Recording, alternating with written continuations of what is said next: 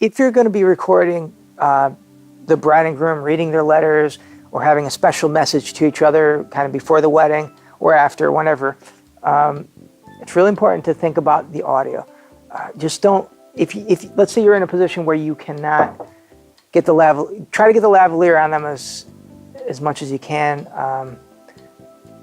Try to do that. If something doesn't work out, get that camera as close to them as possible.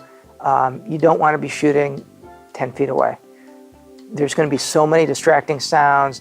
Even in a quiet room, you're going to get a lot of ambient noise. So get close to them. If you cannot get a lavalier on them, get as close as you can and get good audio. If you can, if you have a recorder with you, put that as close to them, but don't rely on that, okay?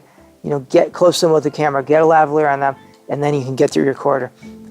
Because a lot of times you're not going to be able to put the recorder, a foot from their mouth, which is really where you want to put that recorder to make sure that you can get good sound.